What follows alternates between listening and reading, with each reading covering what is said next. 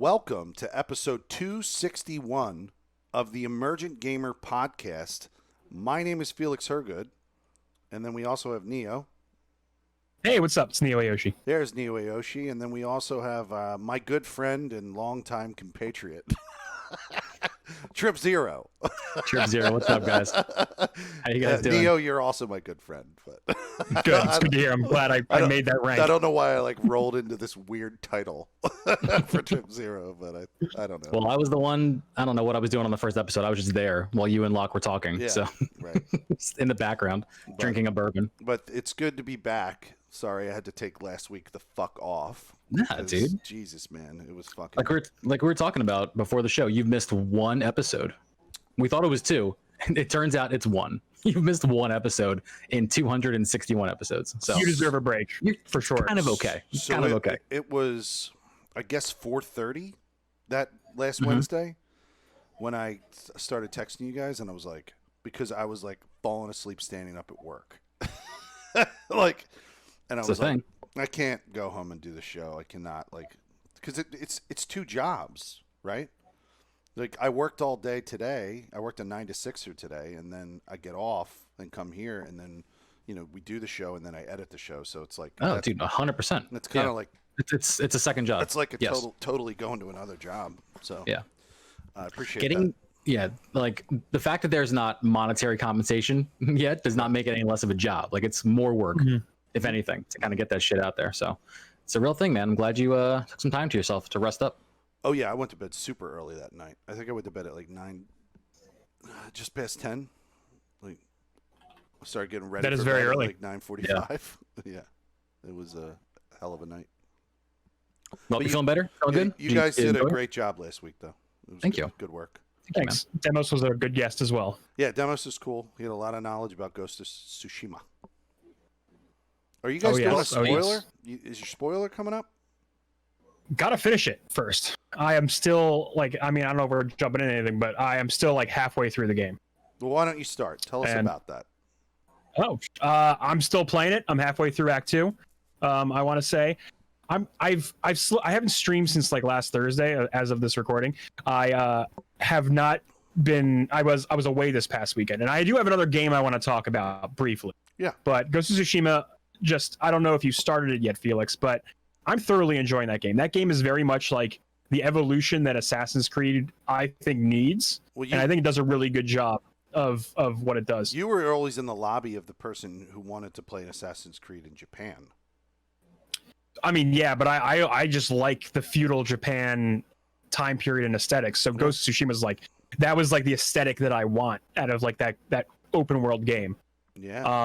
And the game is cool because it gives you that choice of being you can brute force your way through it and just be a straight up honorable samurai, or you can just stealth kill. It gives, when you raid camps, it gives you the option to be the samurai. You can challenge your foes head on, and you can start a duel with enemies, or you can just sneak your way through the grass and climb on rooftops, throw kunai and bow and arrow, and stab your way through stealthily. The game gives you all that freedom, and it's pretty cool that it does that.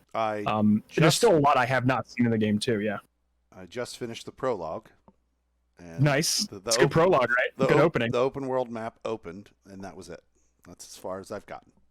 Nice. And you are only seeing 1/3 of it too, by the way. It is it's separated in 3 parts so far, and I'm halfway through the second part. Yeah, I heard you guys talking in the show last week, and it made me think of how the way the game opens up as an open world game, it's similar to how GTA 3 opens up. There's Where it opens by districts, right? Yeah, It it's kind of 3 islands, and then you open the one. There's some limitation within the game that limits you from going to the next island, and then you play story, and it unlocks the next island, and then you go from there. 100%. That's cool. Yeah, I mean, the game's story. I think you'll really enjoy it, Felix, as you dive into it. It's very much an homage to classic samurai movies and tales and of that sort. It's about you liberating Japan from the Mongols and regaining your honor and questioning your honor and the methods that you go about doing that. It's really cool. That keeps me engaged with it for sure. I started with the Kurosawa mode, like Akira Kurosawa, the film director. It's like the black and white film grain filter. Right, so I that they turned that use. on, and that was great for the prologue, and I loved it during the prologue.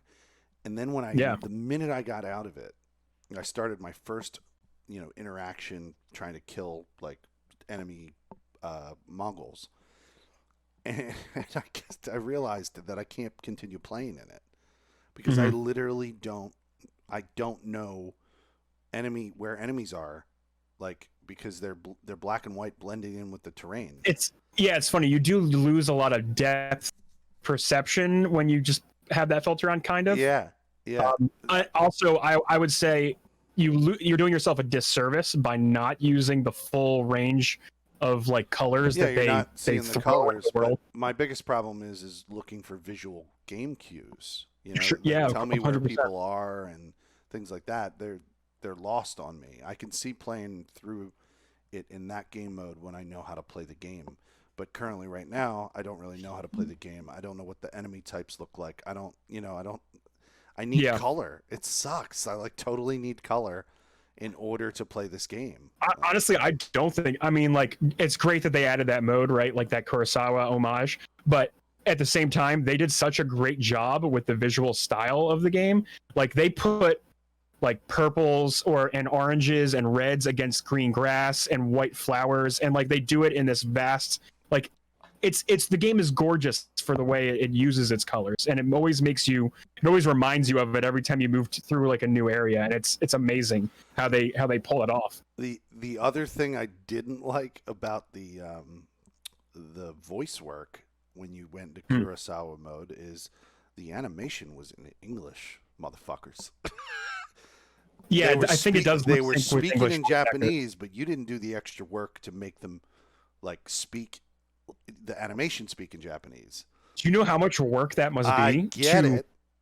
Take your models and then do two. Like, I mean, like, yes, you're right. Like, I get it, but it was lip distracting. syncing is kind of important with these kind of games, but like at the same I time, know. two language lips, like, Yeah. holy shit, that's like a whole game twice. That's a that whole they would have to whole game twice, right? And I get it, but like, if you're gonna come to the market with your balls out, you gotta fucking know that I'm gonna kick them. Yeah. That's an incredible fair. analogy.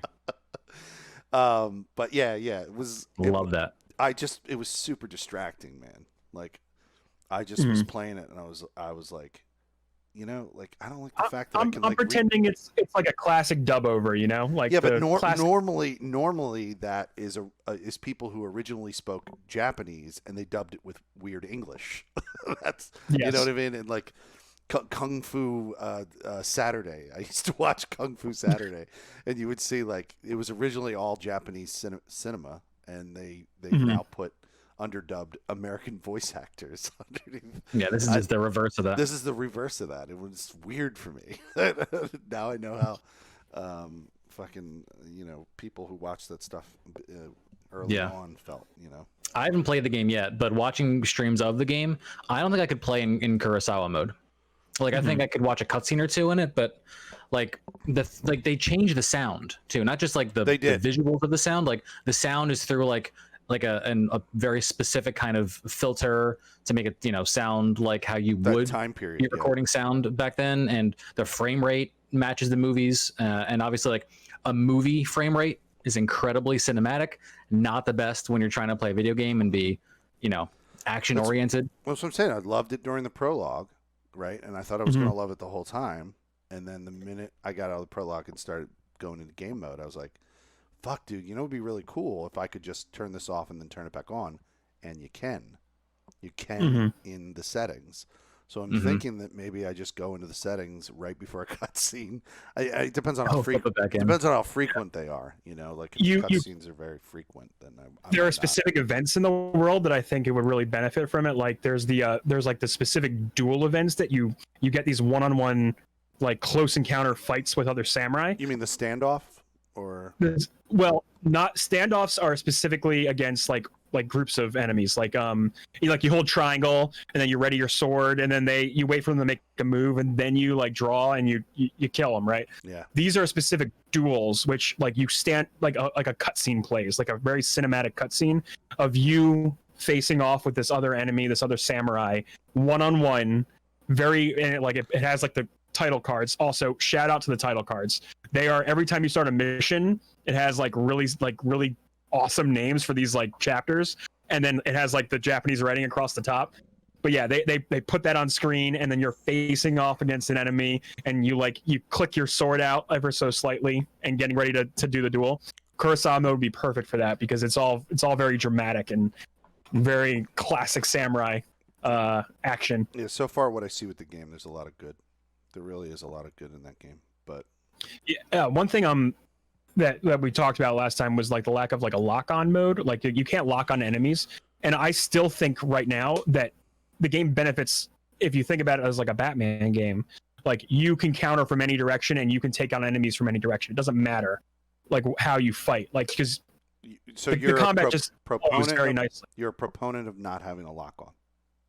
For this specific game, yeah, for sure. I think they made an active decision to not include that. People were denigrating it because it didn't have a lock on. Yeah.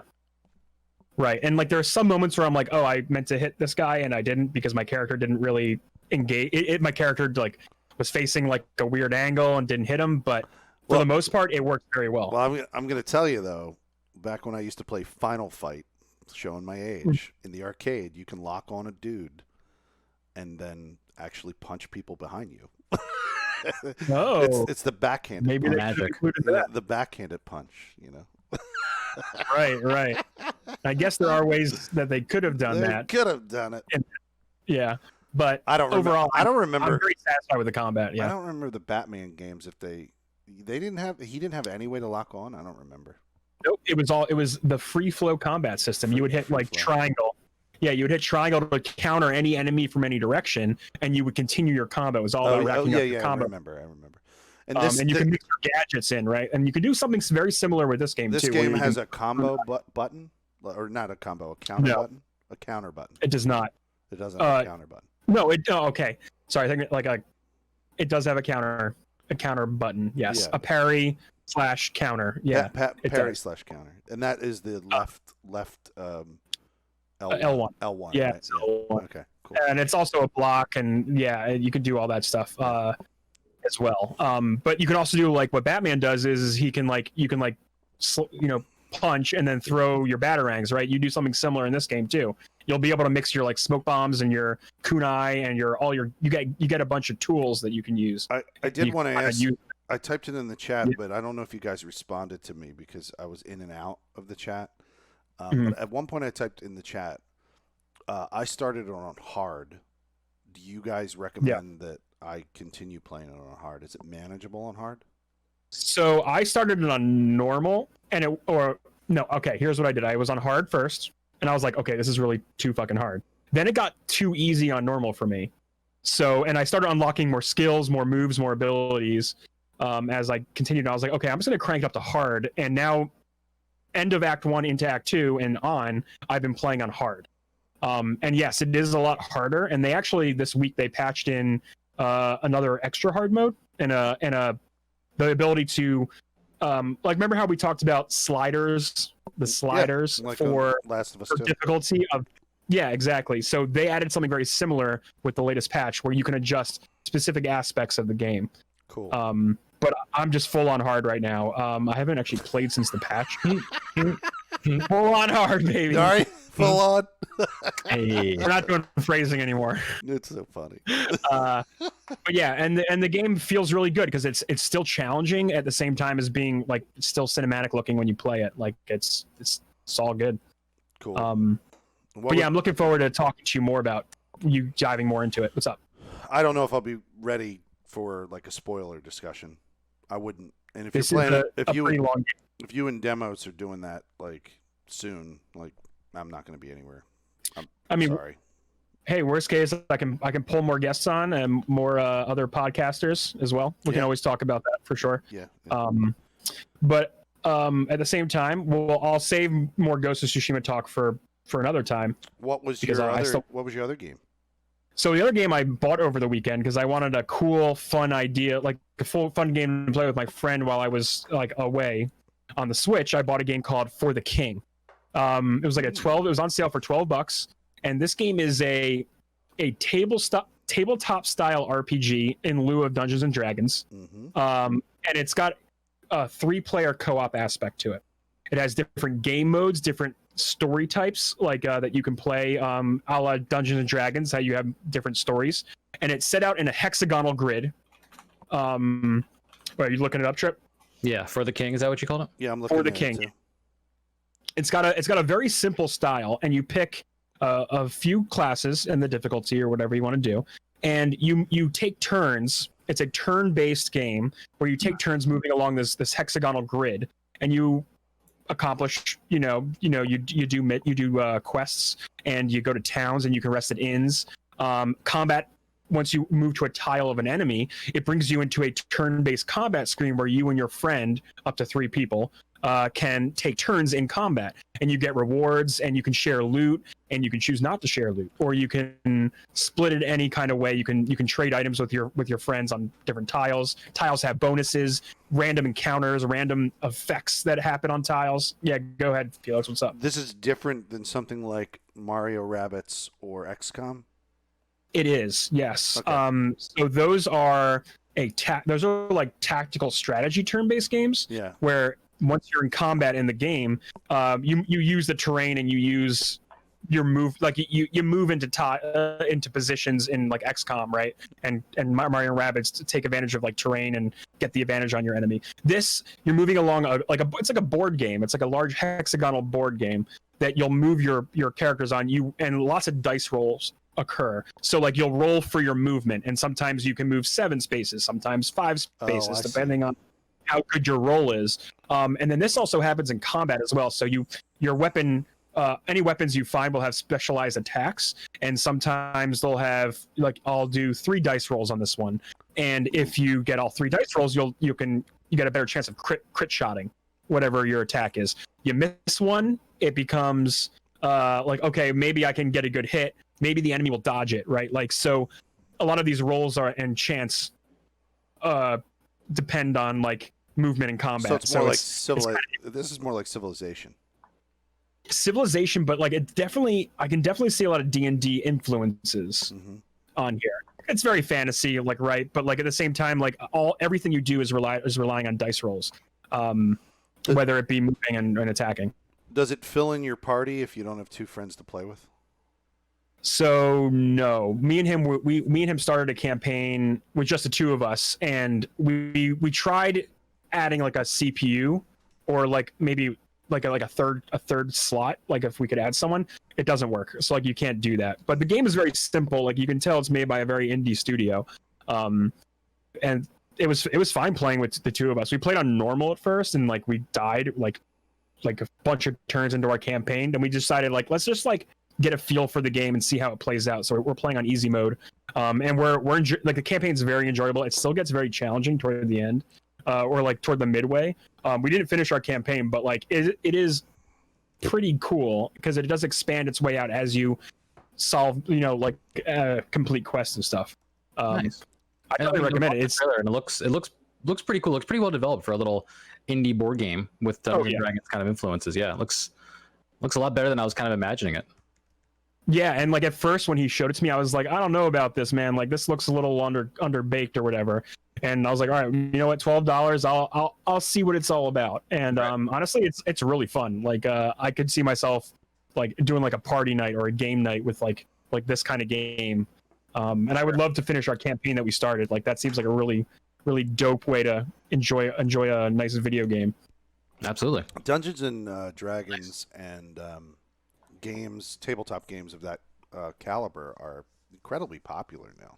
They're massive right now. They've had a gigantic resurgence. People play them online. People play them and stream them. Yeah, there are gigantic communities about Dungeons and Dragons campaigns, or people like role play their characters while they're playing the game. It's like a Critical Role is very huge. massive. Critical Role is if you guys haven't heard of it, I mean, you definitely heard of it, Neo, but I mean, anyone listening, is a YouTube channel primarily, right? It's a show. They stream.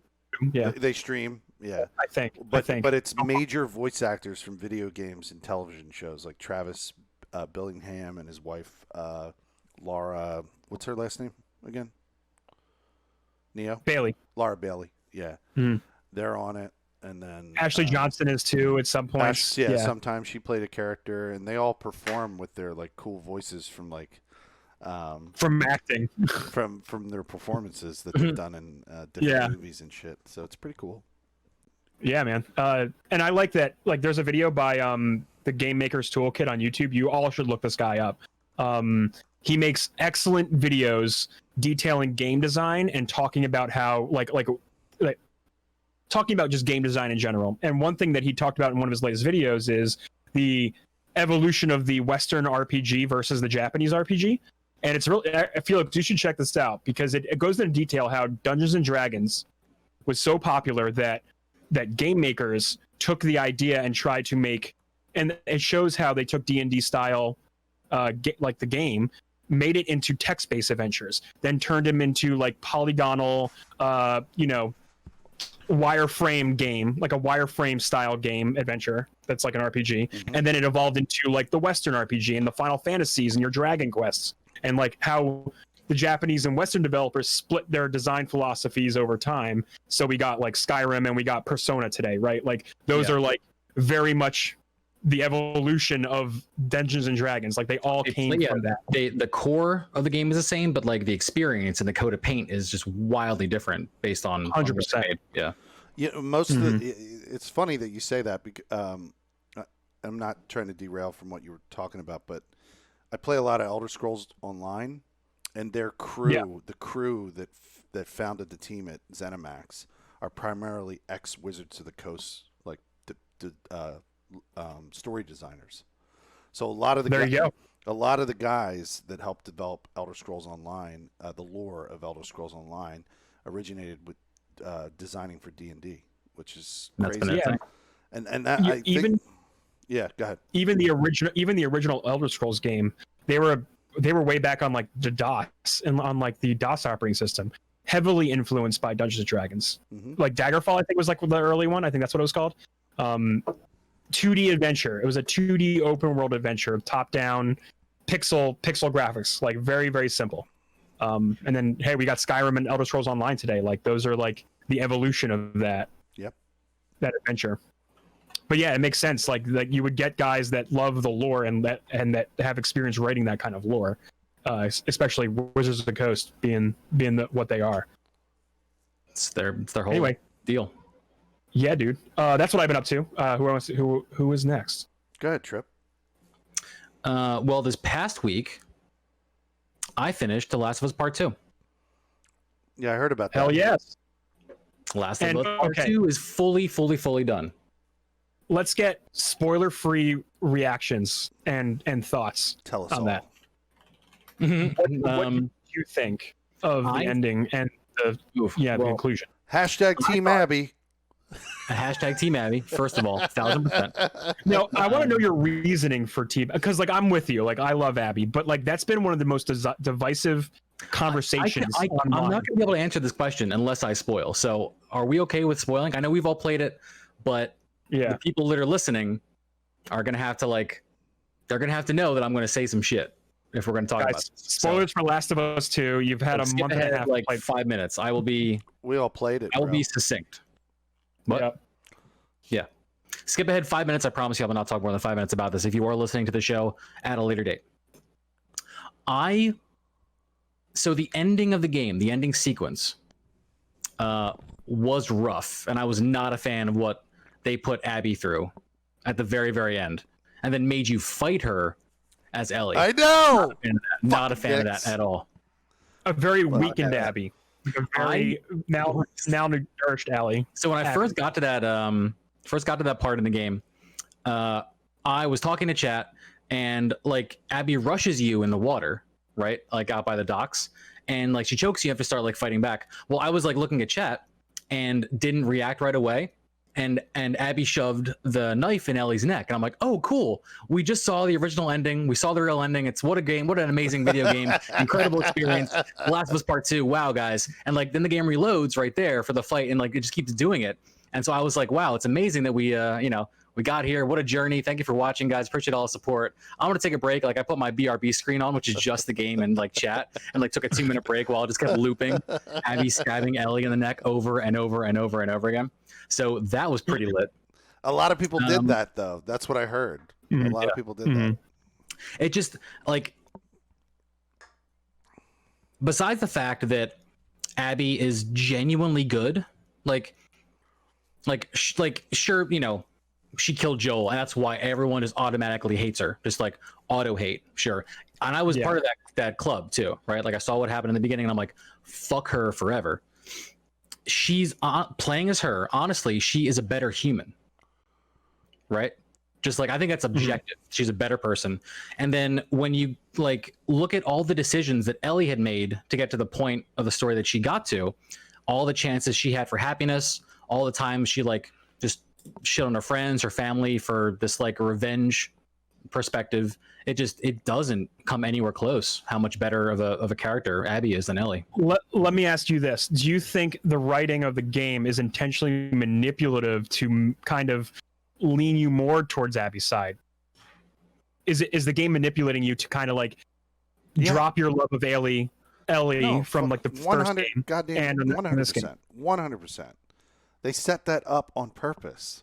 They wanted to. I mean, they definitely, they presented it like that, but I'm trying to like really think if they want you to pick a side, or if they really want to deliver each character the way they wrote it and let. Well, you have to think that what they make you do as Ellie throughout the game is you're going on a literal murder spree to get to Abby, right? That is her side of the campaign, and like that's all she's focused on doing. They give you a moment of levity in the history museum, which is a fantastic scene. It's a fantastic segment. It's one of the best I'd say in the game. Well, what they do is they keep reinforcing her reason for this, which is, I think, how they want people that are fans of Ellie to rationalize it all. Right. They want you to look at like all the repeated flashbacks with Joel, all our moments of connection, and say, she's doing this for that reason. She's justified. This is for him because of everything he did for her and their connection. They had me as Ellie kill that girl's fucking dog, and then they made me play fucking fetch with him. Then they made me play fetch with him. I know. Her name is Alice. Yes, I know. Yes, yeah, they did that. They fucking did that on purpose. That was their little fucking fun. I was trying my hardest. Shit. Right, I was trying my hardest to do a dog kill free playthrough. I failed in every section. Like there was a moment where the game would always pull my aim. Because you swing for a melee or something and it might go to like the nearest enemy, and a dog was leaping, and that's when it caught like my insta kill melee or something like that, right? So like I always failed at least by one in every area that was like dog heavy, but I was really, really, really trying to do this. But then there's that cutscene, of course, when Ellie finally makes it at the end of day 3 into the aquarium, and the dog runs and Alice runs at you as Ellie, and you have no choice because it's a cutscene but to press square and stab the dog. And I was like, fuck this game, dude. But up until that point, you had killed tons of dogs. You were like, okay, I killed a ton of dogs. Here's another dog. And it's no coincidence that the very, very next scene, or very, very next like part of the game, is day 1, where you're walking around and you meet Alice wanting to play fetch with you, and they put that in as a fucking mini game. Someone had to go out of their way to go, let's put a fucking mini game in there. And it's all intentional, right? Yeah, where they have to play with it. All emotional string pulling, right? Like they're trying to make you they're trying to make you realize the consequences of your action, and realize like the game. Like I use the term emotionally manipulative, but like that's what they're trying to invoke these emotions out of you and feel things, like Trip getting to the end of the game and being like, well, I don't want to kill Abby. I'm not trying to fight her. Yeah, exactly.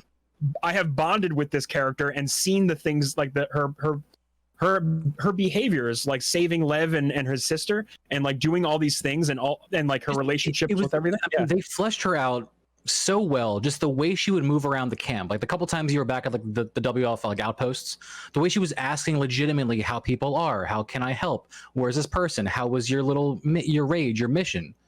Like Ellie didn't give a fuck about any of those people in the town, she barely cared about Dina. She fucking pieced out on Dina the minute she had new intel on Abby, and then got fucking bitch slapped by Karma when she came home, and the entire house with him. Did you say peaced out? That's so funny. Yeah. She didn't care, dude.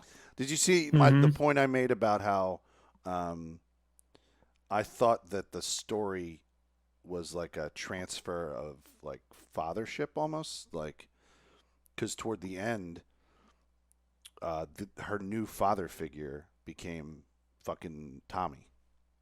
Tommy was making suggestions all the way up until the final suggestion. Yeah, but I don't think the bond is there that she had with Joel. I mean, And they, if anything, by there was- default, sure, but they tried to yeah, make that happen I think- though, because they had that scene think where what- she's hunting with him. Yeah, well, sure. I think what the game was about that. doing was they took Abby and they put her in the Last of Us Part 1 mode, giving her the I guess you could say father/mother figure to Lev, and kind of transferred that on her, right? Like they almost like imprinted Joel's role from the first game on Abby in some aspect. Hmm. It didn't do it fully because you didn't have the full game with them, but in some respect, you got that respect for Abby toward the end. It is a full game. It's 2 games. It's double. it is It's 2 games, literally yeah, for double the first game in time.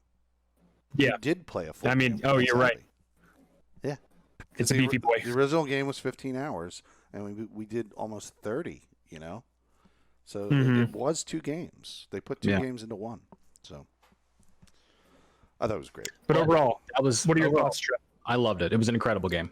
It did so much right in terms of being a game and in terms of storytelling. It's been an absolute like pleasure to play a game as well made as that. Just incredible. Yeah. Top to bottom.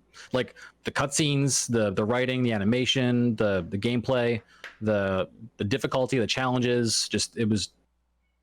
I mean, I don't like. I've talked about on the show. My only nitpicky things, the things that I didn't enjoy, are like a random UI issue, or like the fact that they switched the button that I liked personally to change my shoulder aiming perspective. Like that's it. That's literally it. Oh, and also they didn't really tell you how to climb a ladder. But again, tiny little things. You know, Very Not like tiny. the game, not like the game's experience. So I had just a fantastic time. My question for both of you: do you think this is already your game of the year currently?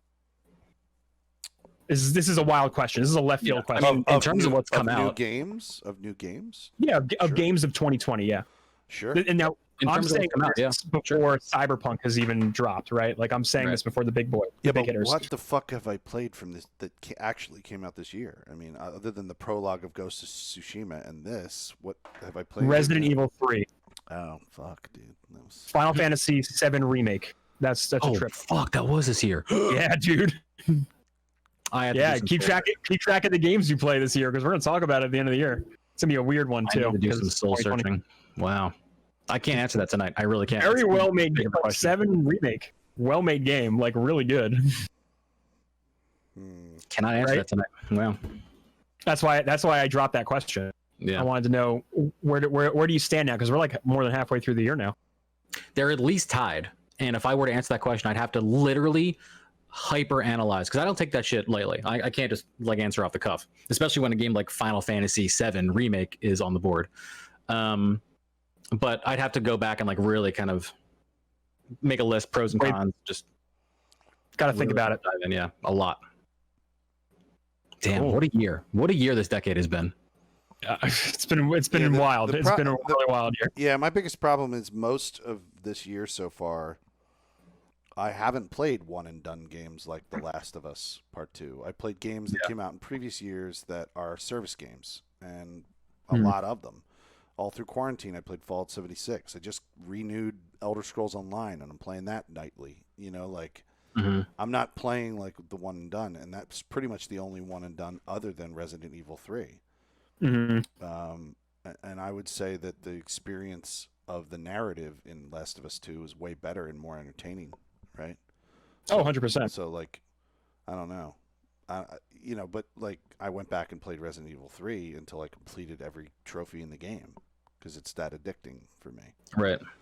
I don't know. I think I just liked Yeah. This conversation obviously is going to be for later on. for later. Yeah, because there's still stuff to come out, you know? For sure. I just wanted to get a gauge of where everybody was at now. That's all. Like, what's your kind of halfway point through the year gauge? You know what I mean? Yep. Oh, Can't cat's on. really Cat's give here. you one right now. Cool. But yeah, and then besides that, my next stream adventure is it started the same night and it has continued on for the rest of the week and now this week as well. But I am going to be 100%ing Breath of the Wild. You should. 100%. That was the first game that I played when I came back on Twitch, so I'm just going to keep going with that adventure. I finished the DLC last night. All of that super long DLC quest that starts with you having that weapon that's like a one-hit kill for any enemy in the game, but then like you get killed in one hit too. You have to do all kinds of challenges with that. Then you have to do 3 shrines each for each like region around the Divine Beasts, and then you fight the boss of the Divine Beast again, but with very, very limited battle specifics. You have to like only use the weapons that are given right there. And then at the end of all of that, you get the 5th Divine Beast that you then have to beat. And then once that's done, you get the power to summon a motorcycle. Hell yes. So I'm gonna use this motorcycle to find all 900 Koroks, and I'm very excited about it. You'll be riding all over Hyrule in style. And that's Zooming around. a DLC that you cannot play until you defeat Ganon, correct? No. Yeah. You can rip it whenever you want. So I could rip that DLC right now. Yeah. In my playthrough. Oh yeah. Well, It's I haven't tough. even like fought tough in a good any. way. I haven't fought any of the big robots yet. The Divine Beast.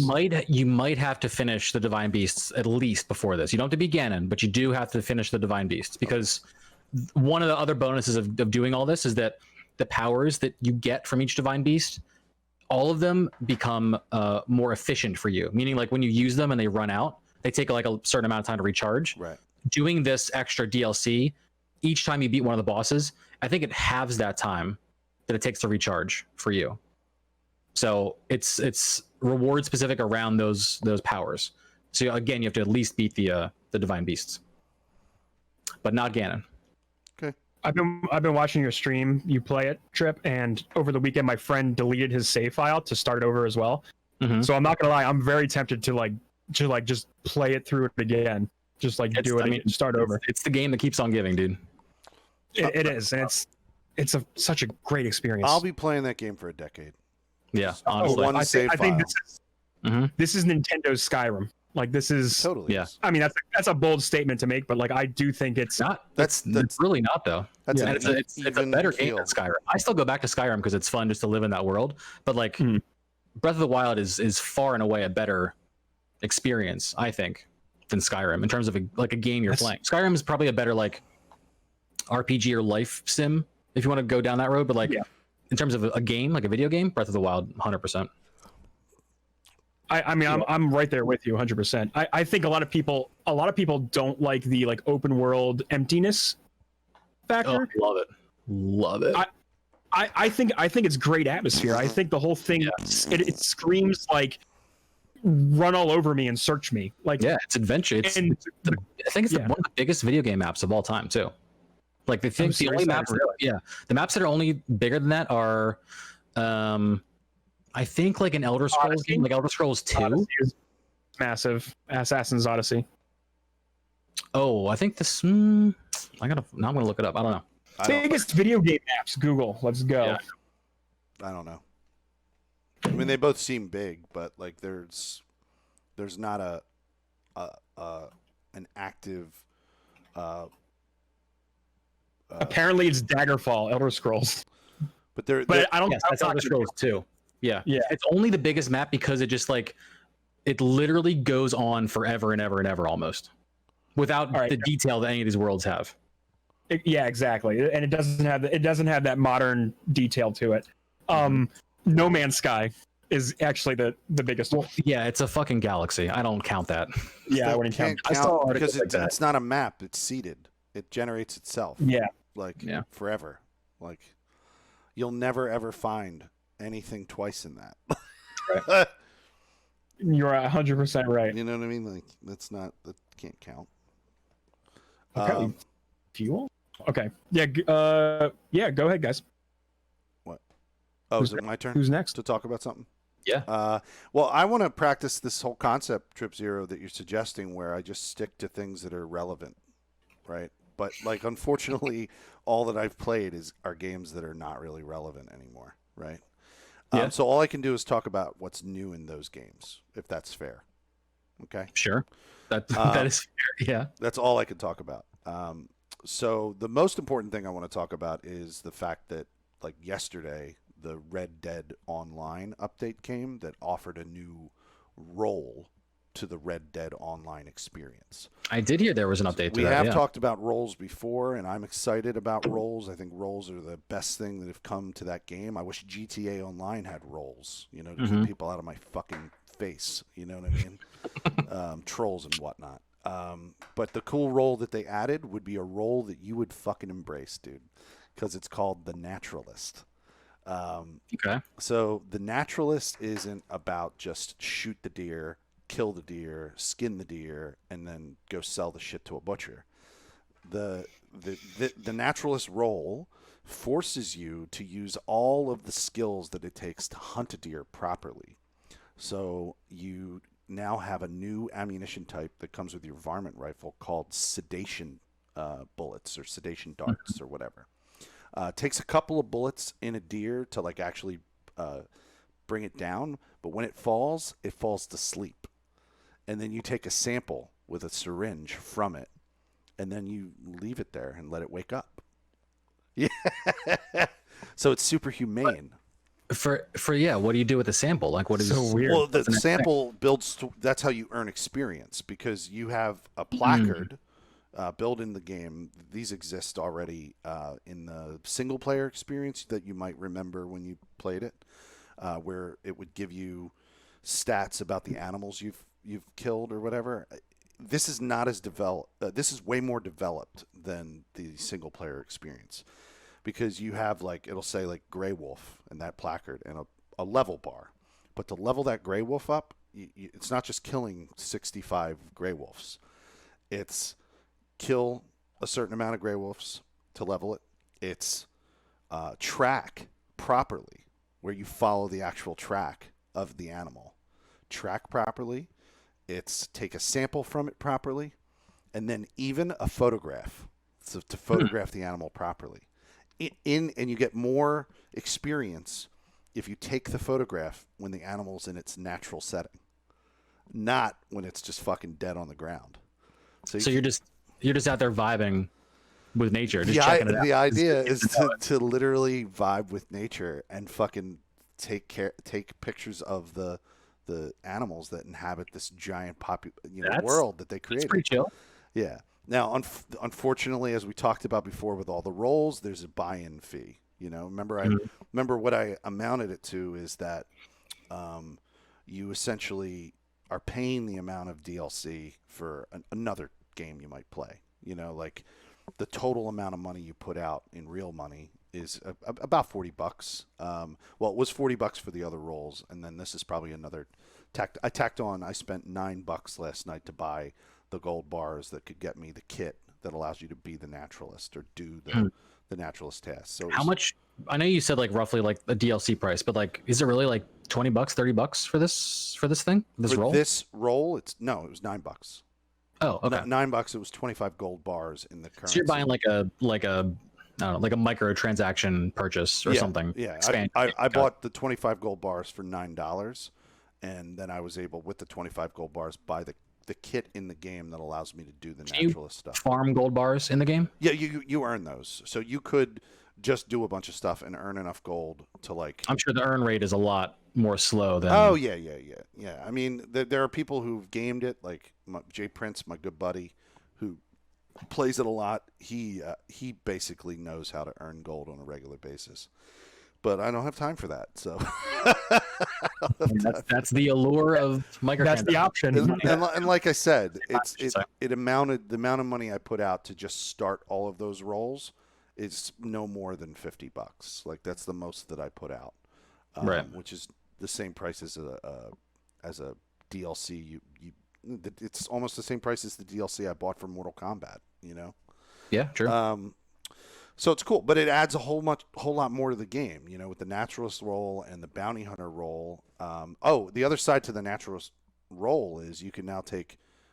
They now added all the legendary animal spots and more that they had in the single player game in the world, because there's this other guy whose moral compass opposes the woman who is the humane with the animals. Like you meet two characters in a cutscene in the beginning, and one is this like, you know, Teddy Roosevelt, like super, like, you know, rugged individualist guy who's basically like, I want you to kill as many of these animals and stake your claim on the planet as a man, you know, that type of shit. And then he's morally opposed by a woman who's kind of like fighting him on this, how you got to be humane with animals and shit like that. And so she's the one that sells you the naturalist kit, and then with him you can just go to him and like give him animal carcasses and shit. And that's another way to level up. So you can do this either way, which is pretty cool. But it adds like a whole new dynamic to the game where you're not just sitting around just doing missions over and over again. You know. I want to ask you a question about this because I had seen some reactions about this online, and one streamer, King Gathalion, that I follow, obviously, he was very disappointed that that's all that was added to the game, and he wasn't commenting on the merits of that expansion content by itself. He's more upset about the fact that Red Dead Online has been out for as long as it has, and you still can't do things that he believes you should be able to do in an online Western simulator. Like, you can't go rob a moving train with all of your friends. Oh yeah, right. You can't like go and hold up a store or a bank or something with your buds. Like, there's things you just can't do, and he's like, why can't I do this if I'm trying to live? Like, yeah, GTA 5 offers the heists, right? Yeah, but it came a while. That didn't come out until 2-3 years after GTA Online existed. You know what I mean? Yeah, so like there's no reason why Red Dead 2 can't do a train heist planning, right? Like in the future. I think something like that. Model, I think their business model is exactly the same as GTA. I mean, I think they're going to eventually come out with a train heist thing or a heist the banks thing. But I guess, do you think you should be able to just, because you can do that in single player? I mean, you really could just point a gun at anybody and, you know, shoot them, kill them, hold them up, whatever. Do you think, like, why do you think they can't do that in online? Well, no, I mean, but to bounce back on your point there, like, the only time you rob a bank is in a story mission. In that, I didn't finish the game. Don't spoil, please. I haven't either. I haven't either. The only time I'm much further in the story than I was before, so I'm well past chapter 3. Chapter 3 is the chapter when you're in Valentine. I've never left Horseshoe Overlook, to be honest. Oh God. So, no. That's what I'm saying. Horseshoe Overlook is the Valentine spot. That's the first spot. Horseshoe Overlook is the first spot, but that you're in chapter 3 for that. And then you all leave and you go into town and you rob. At one point, you play a mission with Karen, and it's Karen's mission. And she invites you to go into town and rob a bank with her. You do that as a heist. You rob it. You go through all the drama that goes along with it. You plan it. You do all that stuff, and then you escape. And there might be another one later. There's definitely some train robberies. They're all story based though. They're not just things that you can go up to a train in the online game and you can rob it. I mean, you can rob all the people on it if you want. You can totally do that. You can do that. But it's not a structured story mission. Right. In the online. And I think that's what he's referring to. He's saying the structured story mission that we did in the single player games still doesn't exist in the online. But like I said, it took a while for that to get to GTA. Sure. It existed in the story game of GTA, and then 2-3 years later they finally brought it to the online. Right. Well, yeah, I remember when heists finally rolled out as an answer to raids in other cooperative online games. Exactly. I think that big one, or that big thing. I mean, the other thing that you can't do in Red Dead yet, because they're very early on, is you still can't buy your own personal property like you can in GTA. Like have a farm or a ranch house or even an apartment in some downtown, village or whatever. Like you can't. Yeah, well, it's a lot easier, I guess, in GTA because you can just like put a random character in a skyscraper, and then you don't have to actually like build this model of a home. But like in a Western town, you got to give them somewhere to live, and like there's limited space on the map. Obviously, they didn't have the big thing that sucks about the Western environment is how most people, how they're able to justify why 30 people in the map all live there is because it is an apartment complex. I don't know if you remember playing that, but you get you buy an apartment in GTA, and then like 6 people or 7 or 20 people on the map all enter the same apartment. You know what I mean? They just have different instances. Yeah, they're instanced areas. Yeah. So it would. I guess they could do that, right? If it's only like what I'm making this up, I don't actually know, but like imagine 16 people at the most in an instance, right? They could just like make a little town just for the people to live there that all has their own like upgradable farmland or ranch land or whatever. You could probably do that, I'm guessing. Well, see, I don't think so because You're developing over here. the assets they're using. This is what's crazy. The assets they're using in the online are the pre-rendered, pre-structured assets that were in the regular game, right? Right. They've just figured out a way to make it online. It's not like they're making changes or manipulating their code at all for a lot of the shit. Like they did it a little bit to like, but like this is I don't know if you remember this, but did you ever play Red Dead 1 or Red Dead Redemption 1? Okay. So Red Dead Redemption 1, yeah, this is true. Red Dead Redemption 1 has a super like anti-Semitic character in the town called Armadillo. Do you remember the anti-Semitic character, Neo, in Red Dead Redemption 1? You'll have to remind me. You walk in the store and he's like, I can't believe you don't remember this. You walk in the store and the first thing he says is, "You're not Jewish, are you?" Like you don't remember this at all, right? Yeah, he literally says that. Like 2007. Okay, so the reason I know that this game is in essence kind of based on the code of Red Dead 1 is that same anti-Semitic dude is there and he's almost the same. Oh my God. He still is saying the same dialogue. It's the same voice actor originally. I don't even think they brought back a different dude for that. So they're still using baseline for at least the older parts of the game, not the new map, obviously. They're still using some baseline code and voice work that was done from Red Dead Redemption 1 in the old map parts that you can go to. So they're not putting a lot of work into like what you're describing right there, into altering like the terrain. If anything, I give them props for the consistency. Like that's great. Like that they're consistent with their. I mean, he doesn't say it as often. He was like adamant about it. Like this character was super anti-Semitic, like in the first game. No, like even so, I appreciate that they stick to their guns with the time period. Yeah, that it goes with the time. Right? Like goes with the time period.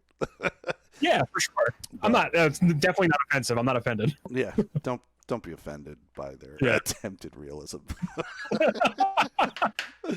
But it does show that they like, it really does show that they didn't change a lot from the story game, and that what you're suggesting would require an overhaul of some of the work they did on the original story. Yeah, they would. Yeah, and I don't know if they're willing to fucking do that, but yeah, but it's good they're updating and adding things to it for sure. Yeah, but I don't need to go into detail. But other than that, I've just been playing Fallout 76 season play because I'm addicted to that motherfucking shit. And they got you, dude. No explanation further on that. It's great. I really enjoy it. We have a ball playing that, and I'm getting a lot of cool legendary weapons that are fucking blowing me away. And then I'm back on the quest to just unlock everything in the map of Tamriel in Elder Scrolls Online, like like doing all the story quests, unlocking all the achievements. Like I'm just doing all of it alone. I'm playing an MMORPG without anyone else. Just in there. Is that how you do it? Man. I mean, that's a completely viable way to play any kind of MMO. And I'm just immersed in the Elder Scrolls lore of it. Like I love the Elder Scrolls universe, and I love it. So I've just been playing that a lot. So hell yeah. Anyway, that's it. That's what I got. What kind of news we got, Neo? Let's hop into the news. Do you guys want to start with the big news of the week? Yeah, like the Microsoft shit? Yeah, let's start with the Microsoft stuff. They had their big showcase last Thursday, and they showed off. This was Microsoft's push to show them what they got for the holiday, right? Like what they're bringing to the table. They started very strong. Show me what you got. Show me what you got. Yes. Makes me think of Rick. They showed. Oh yeah, I mean that's why I did that. There you go. They started with 9 minutes of Halo Infinite gameplay, Yes, they Now, did. did you guys Wait, watch? essentially? Oh yeah, and like I think it's kind of interesting of them to start with the big guns, right? But I guess they wanted to keep you on, like do they want to keep you? I invested from the I start? absolutely love that they ripped right into it, because like all these shows play that dumb game of like, let's leave it till the end for the engagement so no one leaves and we watch the best thing at the end. No, everyone knows what they want. They're there for that. Let's just give the people the footage they want and then we'll go from there, you know? Like without playing the dumb game. So I've actually appreciated the move that it came out first. What did you guys think of the gameplay? Did you guys happen to check out any of it? I did, yeah. It looks exactly like Halo. With Like some classic Halo. obviously open world potentially differences to it. Obviously being involved or being influenced by a lot of the service games that are out there. I didn't really see much that would look new. But I'm not a Halo expert, so I know the grappling hook is not a thing that was in other games. That's a new mechanic that was being used in there. People are excited about that. But yeah, it looked like They added like open world mechanics, and instead of doing the RPGifying thing that most games would do in this case, where you would unlock like skill trees and whatever, all upgrades and things that you would get to like improve Master Chief, or I'm using improve, but like it's all very minimal stuff you'll find in the world, and they'll be like tech like the grappling hook, right? Like that's like an example.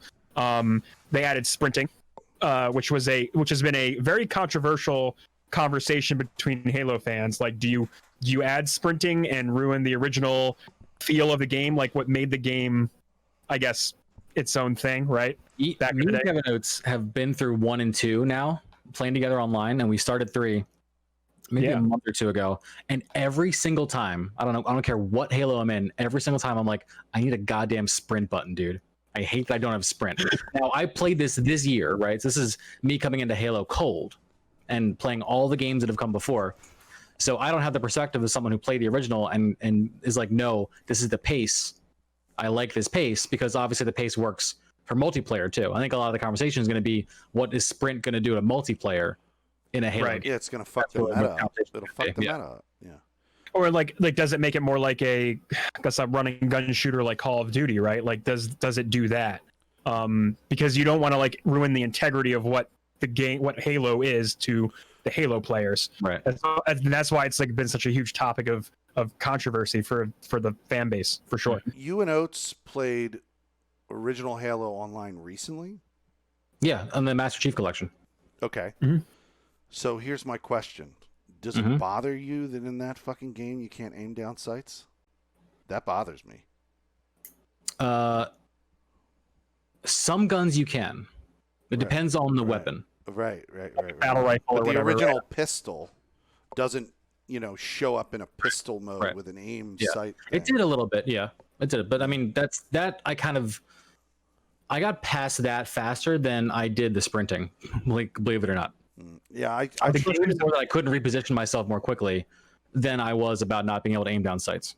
Yeah, all the games of that era, ADSing was a very new thing, like post like 2003, I want to say, because you had games like Unreal Tournament, Quake, Halo, Half-Life. Like those games never ADS. Like that was not a thing until I don't even know what was the first game to do it. Like, was it a Call of Duty? Was it an early Call of Duty game? maybe. I have no idea.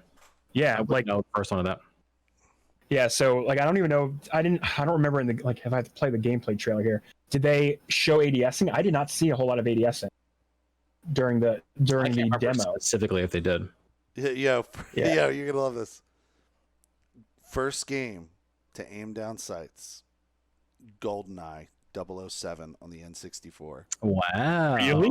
That's what it says. I feel like that wasn't an aim down sights game. That was just No. aim and shoot. Yeah, because when you held the R button, it kind of like zoomed the screen in a little bit, but it It let didn't. you free aim the reticle, but it didn't aim down Right. the sights. It Right. locked you and you aimed your pointer essentially. That is how I remember it, at least. Because you only had one For sure. joystick, which was either move or again holding that button. It's precise aim. Yeah, I guess maybe they're calling that mechanic aiming down sights, since you have more precision control over the aim in that moment. I want to see. This is on Giant Bomb's website. Mm. okay. Also, did you guys see the screenshots that came out right after this presentation that people were kind of like railing on? There was a whole bunch of screenshots that came out of Halo that made the game look very unflattering. Yes, I did see some of the quality discussion about this. Yeah, and people were discussing like Xbox is touting their console as the most powerful console coming out, but then you see their flagship game look like this. I personally don't have a problem with it. I'm sure it'll look different when it comes out, but I just thought it was fascinating that these screenshots came out, and this is. It was just weird. Yeah. What's up, Phil? I mean, they say on the Giant Bomb website, GoldenEye 007 on the N64 was the earliest FPS to feature both reloading and some form of aim-down sights inspired by light gun rail shooter Virtua Cop, which I think was in the arcade. So it is the shoulder button aim. Yeah. That's what they mean. Because they said some form of aiming down sights. They had that. Yeah, I mean, when I say it, I mean the actual act of seeing the side of your gun on screen, then going down the sights of the gun. Right. That's what I think of. Yeah, but I see where they're coming from. I do. Yeah, there was also. Yeah, 2.0. I was going to say there was a game called Viet Cong that was like the predecessor to Call of Duty. That it says that it was the first games that took the step that if you aren't firing through your iron sights, you are firing from your hip. That would be the first. With a much reduced accuracy. Yeah. That sounds right. That's what we're talking about here. Yeah. Trip, what were you gonna say?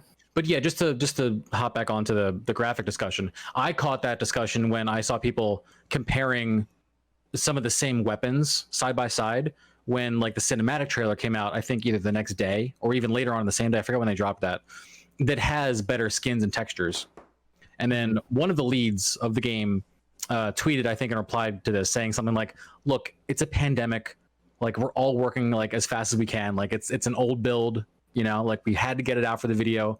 Like just chill, essentially, was like the TLDR of what he was saying. There were some shots of like enemy models as well, like just being on screen. And they were also looked a little on the rough around the edges as well. Another article came out. I don't have it in front of me, but they said that this game would have been revealed to the world way sooner if they weren't taking all the feedback in from the previous Halo game, because they've been trying to find ways to like appease all Halo fans, new and old. And I think this is their response to that. And we would have seen this game a lot sooner if it wasn't for them working on a way to kind of make sure that they had something for everybody, I guess. Sure. That's the best way to put it. But yeah, that's the Halo reveal. I thought it looks cool. I can play it on PC, so I'll probably check it out. Now before I talk about the next game, I think the biggest thing that Xbox needs to do is, I think the thing that the goal that they should have in mind is why do we want their box? And I don't know if this whole presentation was the thing to do it, considering I'm a PC gamer. I guess that's probably why. I know Felix is firmly in the camp of, hey, I'm going to get that Xbox, right, Felix? Play the Xbox games. Well, you're asking me if I'm getting the new Xbox? Yeah, I don't know if I worded that question right. That was a bad question. What was the question? Did you ask me if I'm getting the new Xbox? The question was like, this Microsoft's goal is to sell you their Xbox, right? But it seems as though they're going more for like oh man, I'm diving into the philosophical question of like Xbox's strategy for the next generation, right? Which is more along the lines of, do you need their hardware or would you rather have their services on top of their hardware? Their whole goal is to sell you the hardware and plus their services, right? Like that's the thing. Well, they already sold me on the Game Pass. They sold me on the Game Pass. Right. Right. I don't know. I should not have brought this question up right now. Well, I'm gonna buy the Xbox One series, the Series X. That's what I'm getting. I think, but kind of tangential to what you were saying, Neo. I don't think anything in this would have swayed me either way to buy their console. I think they were just showing off games that are coming out, and they're cool, But like this alone wouldn't have. If I was on the fence of buying or not buying, this wouldn't have pushed me one way or the other. It just the facts. There's a bunch of facts about games. Do you think Halo being presented is swaying a PlayStation player to like jump on board? No, not at all. No, I don't think so. I think it'll help improve Microsoft's, excitement rate, right, for the next console slash. But the thing is, I can play this on computer as well. Like I can play this on a Windows computer. Mm-hmm. I mean, this might have pushed what they were trying to push over the edge, where the kids who are going to ask their parents for this console to replace their Xbox One console that they currently have. That's good. what That's a good point. that's what they're trying to push over the edge, because those kids are going to go. They're not planning to build a PC. They're planning to replace their console, and they're basically just going to, go to their parents and go, "Mom, get me this shit," or they are the parent because they're my age, and they got a kid, and they're looking for a home entertainment system to replace their current one, and and Dad likes Halo because Dad was in his 20s when he played it first.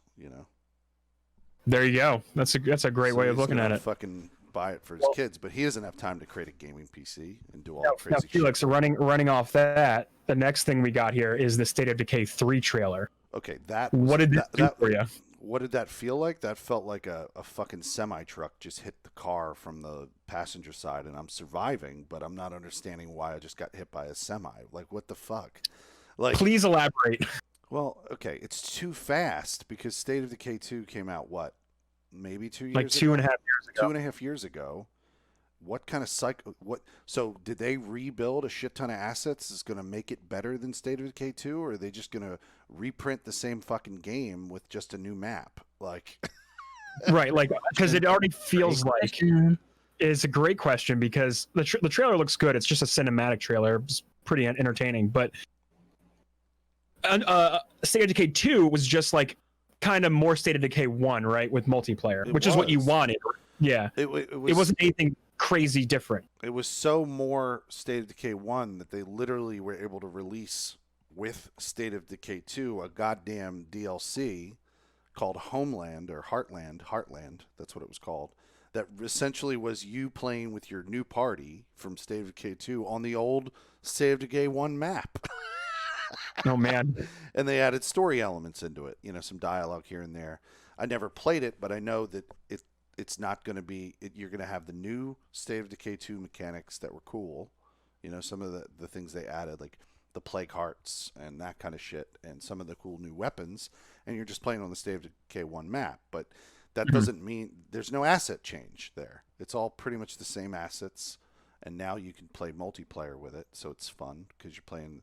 But now you're going to go to State of Decay 3, and it's going to be all the same assets again because it's only 2.5 fucking years later.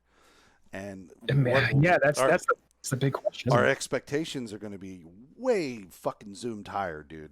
Like I'm to the point now where my expectations of that studio is that you need to do better. Like that's how I am right now. I don't, especially like the first couple months of that game's release was right a little rocky with multiplayer. So rough. And then when I went back and I played the Juggernaut edition released, it was stable and it was great, and we did a couple weeks on it, but there still isn't enough substance there to keep it going.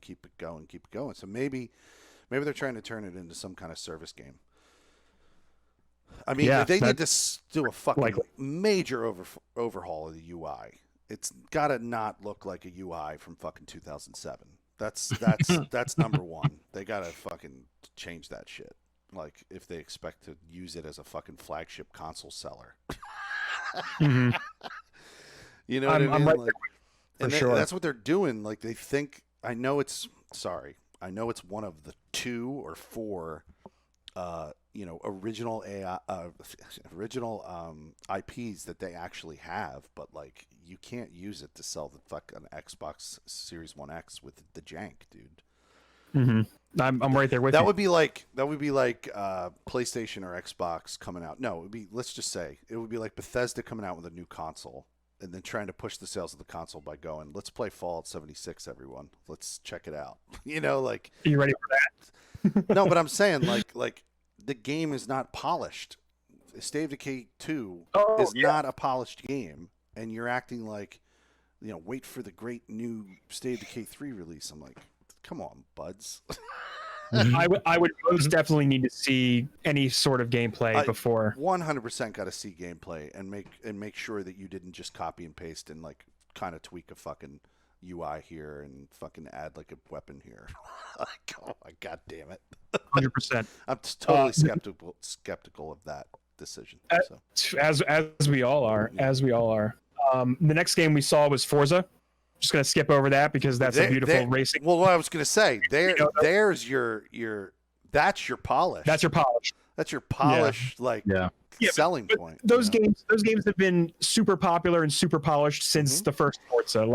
But the other thing is they're not like broad enough of a player base. Like there's a very specific fan base of people who like to play racing games, and it's not not for everyone. You know, but also Forza is always a showcase for the technology, the graphics, all that stuff. They showed it off with RTX visuals. Right, exactly, and it looked beautiful. The one thing that somebody did point out that they were upset, it wasn't the Forza Horizons. That's what they were hopeful of.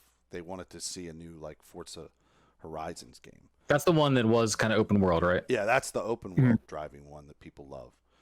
Because I think people have their heart in that more than just the standard racing game. That's the impression. It depends on who you are. It depends on who you are. I imagine. Yeah. I know Kyle plays the fuck out of the Horizons game. He loves the game. Yeah. Nice. The next game we saw was from Rare called Everwild. I am very excited for this game. So this game is very interesting because the trailer was very intriguing, right? They showed very beautiful visuals, resurrecting animals and all kinds of stuff. But Rare came out and said, they really don't, they've been developing this style and this world in this game, but they really don't have an idea of how it's going to play yet, is one of the things they said. They just wanted to show off their kind of like it's like almost like we were watching their pitch for a game. Right. Almost. Rare has come out and then they've said specific.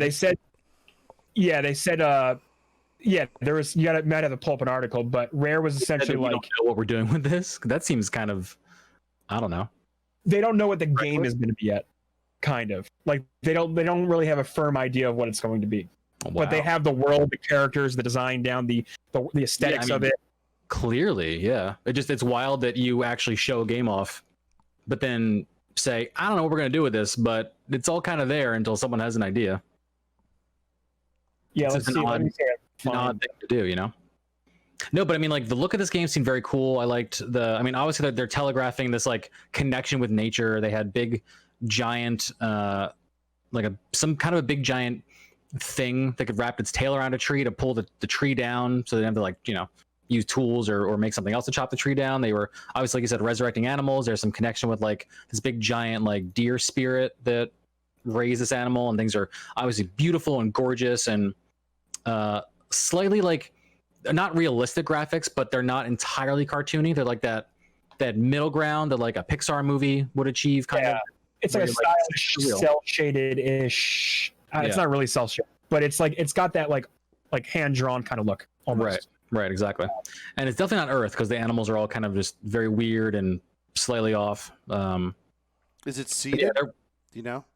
Oh, there's nothing of that. It's literally like it's like a trailer, like a movie trailer or something, or I got a quote here from Craig Duncan, the Rare studio head, and he said, part of the reason we haven't talked about Everwild is because we're still feeling a lot of these things out. We're playing around with gameplay ideas.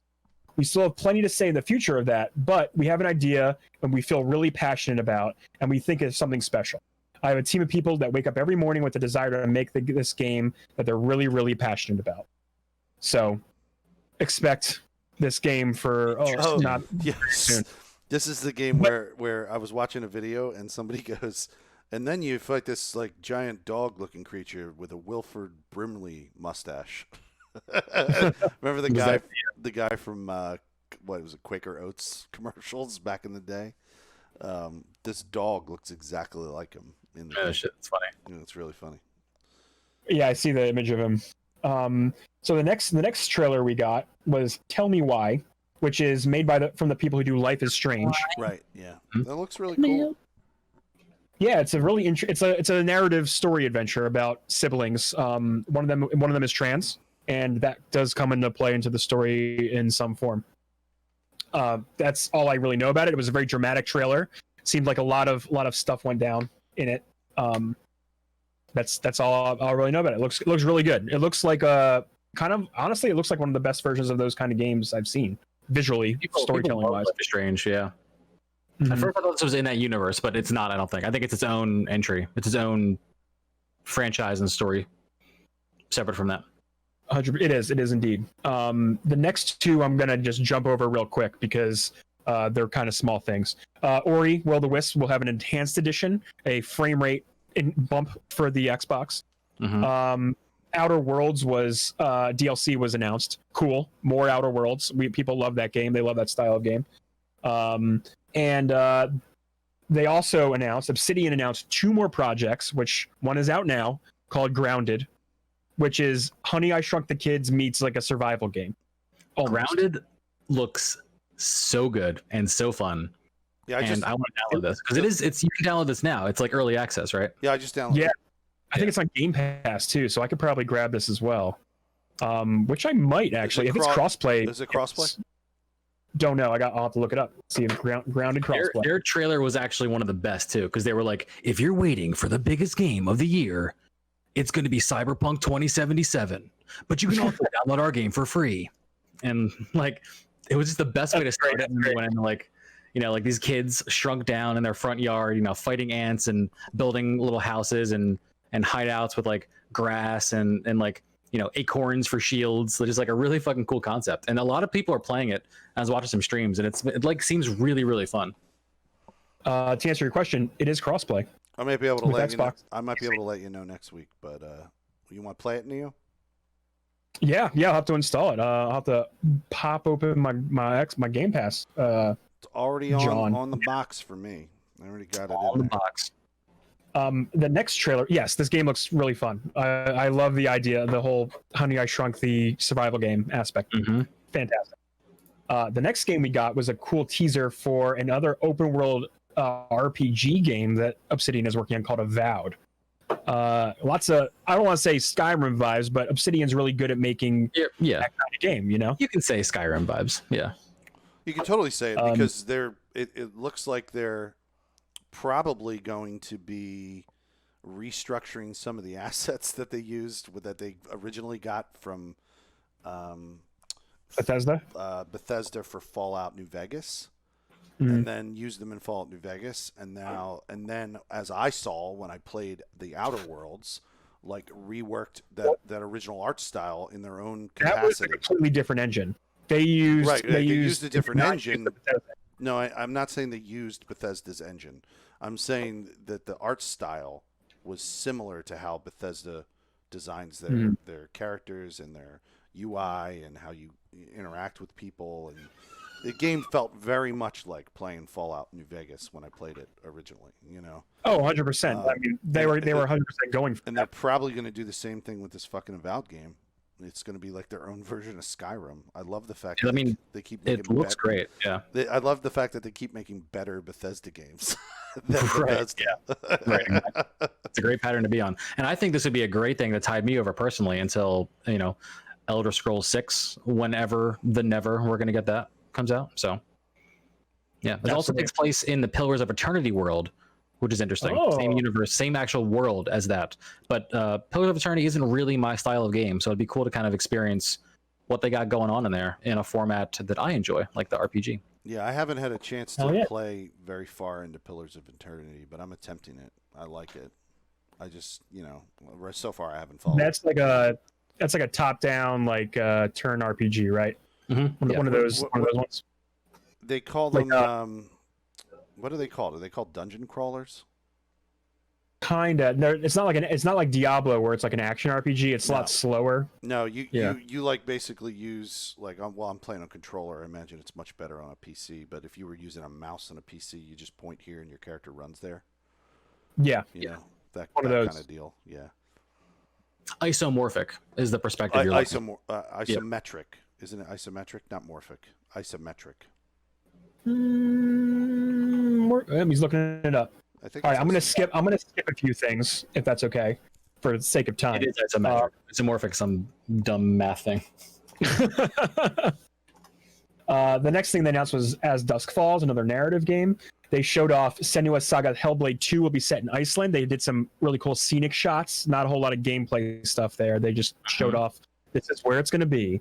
We got after that a new Psychonauts trailer that featured Jack Black. I just want to point out, everybody, I made a super baller tweet about this, blew up. Tim of Legend, which is the guy who makes the game, head of the studio, totally liked that tweet. So I just want to put that out there that he was all about that. But yeah, Jack Black was featured in that trailer. Thank you, Trip. Yeah, Psychonauts 2. People are really excited about that game. It's one of those really fun classic games that people are real excited about. After that, they showed off a little Destiny 2 Beyond Light expansion. No words necessary. I know we're all excited about that. Well, I think the most interesting thing about this is they showed off new powers which never were seen before. So no one was expecting that. Real detailed abilities and some of the new darkness powers that are coming. But also the biggest reveal is the fact that this is coming to Game Pass. Oh shit, that's right. Beyond Light is coming to Game Pass. Oh my god, I almost forgot about that. Because that is their newest expansion. Balls. Their huge kick in the balls of Stadia. Yeah. Holy shit. Yeah. That's big. You're not getting like last year's content on Game Pass, and then you have to buy the new thing. You're getting everything, which is such a gigantic win for Bungie and for moving Game Pass forward. So that's a good business play on Xbox's side for this. I don't know how Stadia doesn't have this. Stadia's gonna fucking die, dude. It's gonna die. Go away. Because Google doesn't give a shit. They had some other project they were doing that Stadia was the vehicle for, and they got their data. They're out. They're done. It's awful, man. They need games, and they're not doing. You're implying that Google created Stadia just so they could fucking data mine. 1000%. Something. And they have the server power, right? Because they're Google. Yeah. They data mine us. Like your lifestyle or like the way you would interact with these remote games, just something about it. They were like, we can do this and get a lot of good information, then make something later or make a service for this, right? But like they've done this a ton of times, dude. Just like let products die off. So yeah, they're fucking dude, they're so fucking greasy. They're just fucking slimy, greasy fuckers. Yeah, they did nothing to really sell me on the Stadia experience because Game Pass is going to eventually be, I guess, a bundle with their xCloud service, right? Like, and then you have the whole entire Xbox library to play on, right? Like Xbox has the services, they have the games to back it up too. Like, so I'm getting, I don't know. I'm getting Beyond Light for free. This will be the first Destiny DLC I wouldn't have to buy. Correct. You can just install it. Nope. The next thing we saw was Stalker 2 was revealed, which was a big surprise because it has been years since we've seen this game anywhere. Holy shit. Yeah, that was a PC game too. Wow. Very cool. We saw a Warhammer 40K Darktide trailer. Very exciting for you Warhammer fans. Hell yeah. Tetris Effect Connected, which is the first time this game will be on an Xbox platform. It looks like multiplayer in with the Tetris experience. Very cool. There's a lot of people that get down with it. That game is huge. There's a lot of people that get down with Tetris. Big game. The next game we saw was The Gunk, which was a really fun trailer. Lots of physics-based goo happening in this. Third-person platforming. Pretty cool looking. From the creators of SteamWorld. I thought it looked pretty sweet. I like that. I like platformers with a little physics-based gameplay involved. Yeah, I played SteamWorld Dig series. Those are really fun. Which one? SteamWorld Dig. Where you're like, they are. Like you essentially have a big giant map and multiple maps because you progress to other ones, but you just dig down under this like old timey Western city, but everyone's like a robot on this planet, right? But you just you create your own pathways through this environment. It's like by dig Dug. Yeah, except permanent. So like if you remember, you find a new area, you go back up to like sell your shit or upgrade or do something, and then you come back through the same paths and channels that you made to explore some more. So it's kind of a cool way to play. You essentially draw your own map the way as you go down. It's cool. I played it on the 3DS, but I scooped it again when it was on sale for the Switch because everything should be on the Switch. It's amazing. 100%. That's where I played the games on Switch. Yeah. Everything should be on the Switch. It's amazing. It is. Everything should be on Switch. The next game we saw is The Medium. Now, this game was this the game that freaked me out? Oh god, it makes me put my agent so I can see this. This was the game with you're a medium. Okay, it's between two realities. I thought this was a Silent Hill revival at first. When I saw this, got lots of creepy town vibes, parallel dimensions. This kind of game excites the shit out of me. Oh fuck yeah! I'm very excited about this. It's like I get the vibe of like an HBO series, TV show you're playing. I love puzzles in games. Obviously, like there might be some spookiness to it, which I don't love, but like it could be slightly fun and stressful in like a stressy kind of way. I don't know, just like like intriguing story, and like the two reality aspect makes it seem very, very exciting. Like definitely Silent Hills vibes, but not as aggressively like demented that Silent Hill was, because I don't think I can ever play Silent Hill. It would like fuck me up. Like I'd never be the same. But like this, I'm like I could probably get down with this. Yeah, and like they talk about the two realities, they're being rendered simultaneously. So you jump, like I can almost see puzzles being solved with the act of jumping between two different realities, right? Two different dimensions. You think you're gonna have a button that moves you between realities? Yeah, possibly. But that's why I thought it was Silent Hill at first, because Silent Hill has a lot of that aspect of there being this like fucked up version of the town versus like whatever like the current modern version of the town. Like there's a lot of that goes on in Silent Hill. That looks really neat. Yeah, 100%. That one I missed. I didn't see that at all. Excited. Cool. Yeah, it looks really. The next thing we saw was Phantasy Star Online 2 announcement for an expansion. I played I talked about this game on the podcast like a week or two ago. It's a cool ass game. If you want a cool live service Japanese style RPG to play with your friends, it's cool as hell. Cool. We saw more of that. Crossfire X is now okay. Crossfire X is coming, and apparently Remedy is making the single player campaign for this. And they did Control, they did Max Payne original, they did that's their jam. It looks really cool. Like I like the whole tactical, aspect of it. It looks kind of Metal Gearish in some ways. A little bit. But it's a single player game? There is a multiplayer aspect to it, which I'm not familiar with at all, unfortunately. It'd be hilarious if this was just like a cutscene for like the concept of the game, and all you're really doing is playing Crossfire, the board game. Crossfire. Yeah. Yeah, that would be. Like I do all this big fucking cinematic shit, and all this is just like things happen when you shoot stuff in the Crossfire board game. Yeah. Everyone's like, but yeah. No. That is a dated reference there, Chip Zero. You're showing your Very age. dated. Dude, I never played the game because it was always broken, but my cousins had it. So I'd always find it in my aunt's house, and I would never know how to play it because it was like just stuck in the back of a closet. Yeah. And like it was missing everything. And I'm like, this seems kind of cool. Like there's two guns here, but I don't know how to play it. There was a lot of games in the late 80s and early 90s that released with that like dynamic of like shooting something to bring something down. I had one that was like it's like a more violent Hungry Hippos. I had a castle one that was like that, where you had these little castle walls that you could build and then take them down against each other. It was pretty cool. Nice. Oh, nice. And then the last thing we saw was the announcement for Fable. It's back. Pretty much the only thing that I was super excited about, because I played Fable 1 and Fable 3. I never played 2, but I played 1 and 3.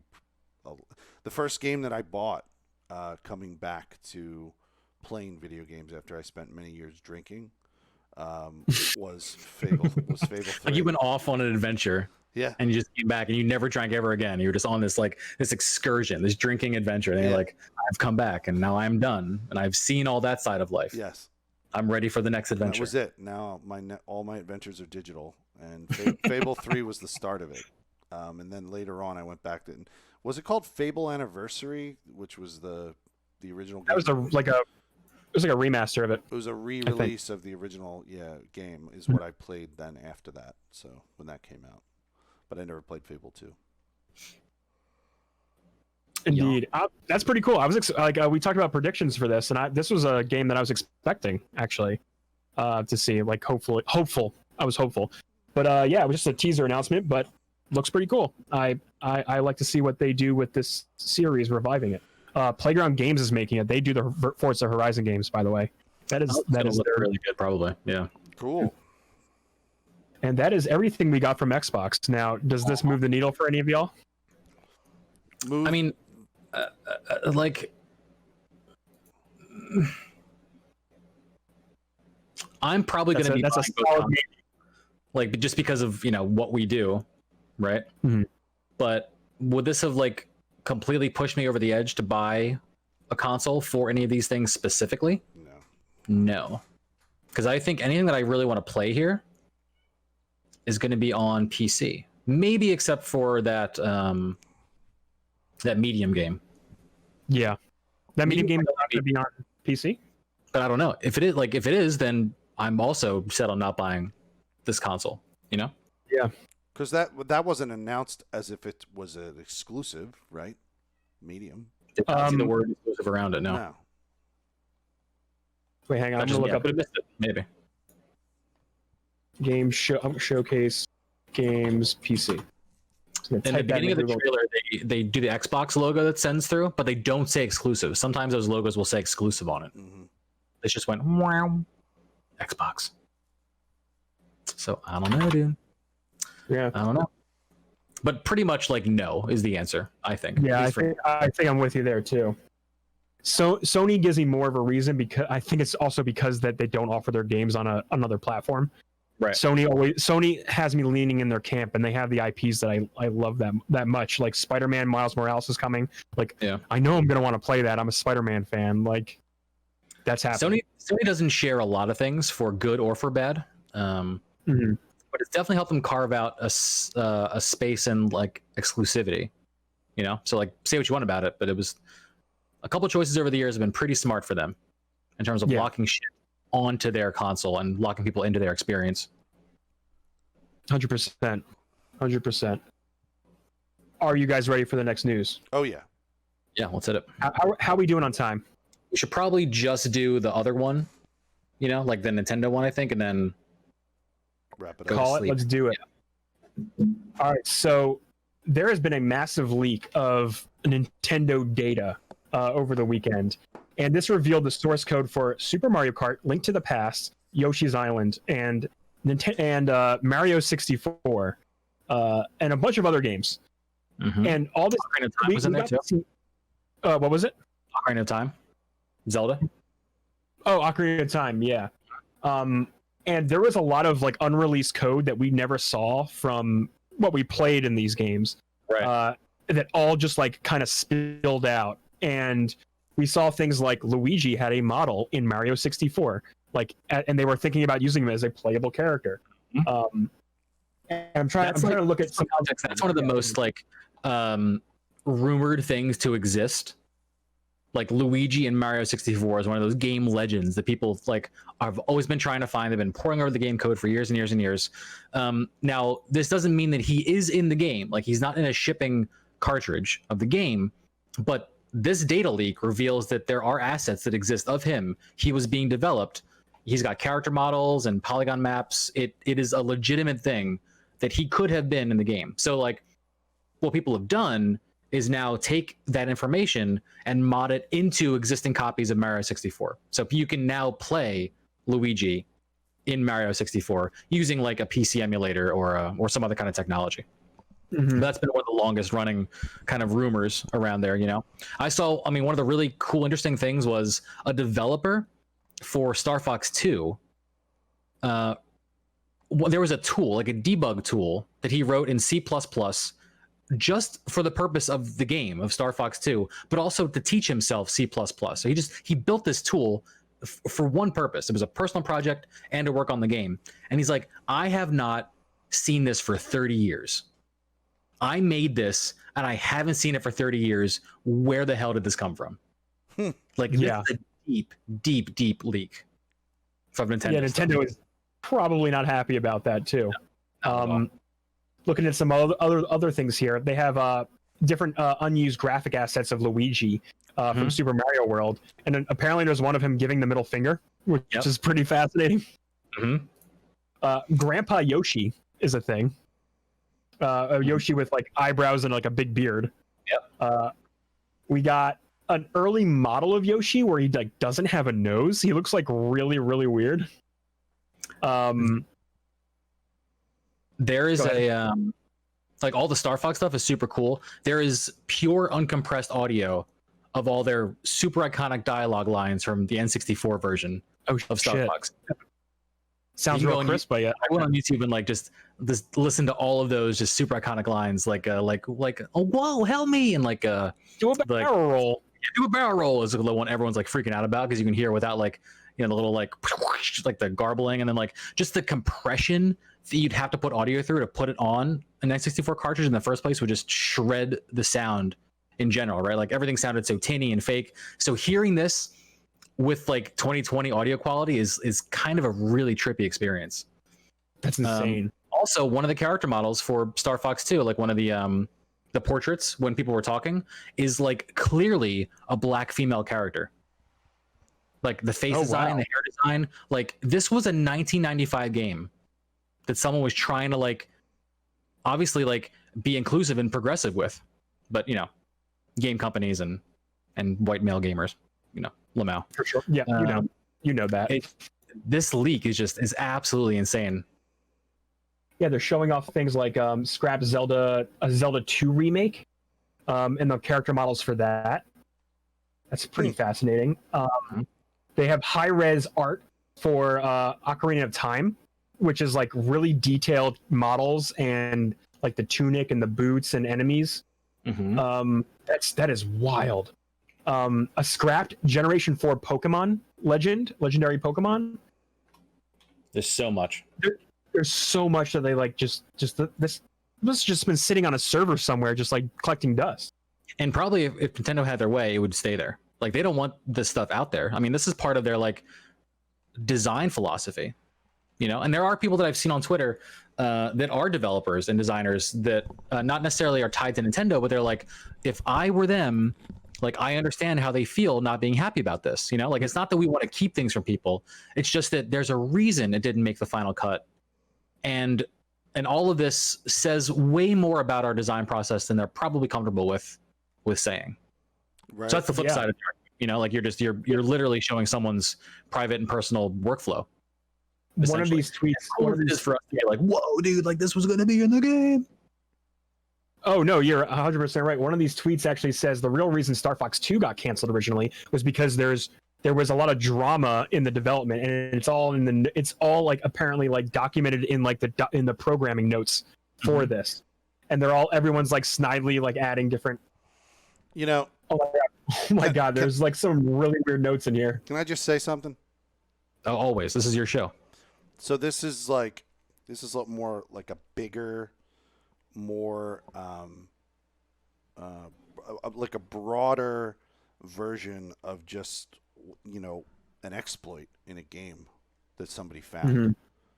And we go back to the moral principle or the moral question of when somebody finds something that is just flawed in a developer's code and they take advantage of it, is that like fucked up or not? You know what I mean? Like, because you're saying, Trip, this isn't going to affect Nintendo's brand or affect their people's perception of them or whatever. Generally, when I play games, like I have purported on the show on numerous occasions that I feel that like the concept of the emergent gamer is like somebody who breaks a game or pushes the envelope or boundaries of a game. I do that usually within the boundaries that are set. You know what I mean? Like I try to break against the wall of the set boundaries, but I respect the set boundaries. You know? I see what you're saying. I don't actually appreciate players who find weird exploits. Like I'm particularly referencing Fallout again, but like the people who see these weird exploits, like the exploit that they had with vending machines where they just started duplicating shit all the time and they keep doing that. I just think that's bogus, dude. Like, and I think, this players are taking advantage of the mistake of the game. In reference to the specific thing we're talking about, I think this is kind of fucking bogus too.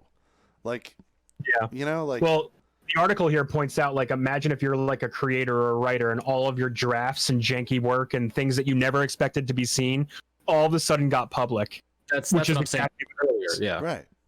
Yeah. Right. It's the process. They're revealing the process, and you may not want people to know what the process is because that's part of the magic. But like what I'm saying is this is a real life exploit. Like a game exploit that gets somebody to a secret room or something that was there for the development of the game. Yeah, I mean, someone left a server open. I don't know how the actual pathway of how this got released, but yeah, someone didn't have their shit protected enough. Yeah. People found it, but the people are always trying to find shit like this. This is a gold mine, and this is big news for a reason.